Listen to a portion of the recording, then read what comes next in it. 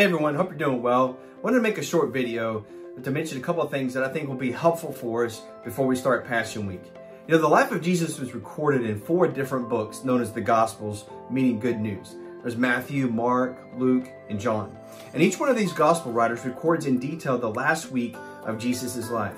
As a matter of fact, that last week makes up a tremendous amount of space in each one of the Gospel writers. In the book of John, that last week makes up almost 50% of his entire Gospel.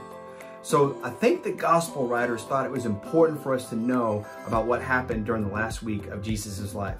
With that being said, here's 3 things that I think will be helpful for us as we read the Gospels and as we take a look at the Passion Week. Number 1 is that the Gospels were eyewitness accounts. You have Matthew and John, who were part of that inner circle with Jesus, part of the 12 disciples, where they walked with him. They lived it, they breathed it. The events that they recorded, they saw them, and often they were a part of them. Now Mark, it's widely accepted that his gospel is actually coming from Peter, one of the 12 disciples. And then Luke tells us that after careful investigation of eyewitness accounts that he recorded the events for his gospels. So again, these are real historical accounts based on eyewitness accounts, which tells us one thing, that these are trustworthy accounts. Number 2 is that the gospel writers wrote from different perspectives. And why this is important is, I'm sure you probably already noticed, that sometimes you'll read the same story in different gospels and they record different things.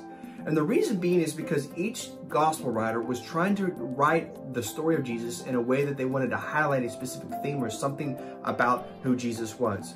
So for example, when you read Matthew, you see Matthew, he focuses in on the kingdom of God a lot, that Jesus came to establish God's kingdom. When you read Luke, you see how Luke emphasizes that Jesus offers love and forgiveness to sinners. And this is important again, because when you read the stories, there might be details that are left in or some are left out and they're different a little bit, but understanding that each gospel writer has a different perspective is important. And that leads us to our last point. The gospels can be read vertically or horizontally. Now, I don't mean that you can read them standing up or lying down, although if you like to, you can do that. But what I mean by this is that vertically, you can read the Gospels from top to bottom or from beginning to end.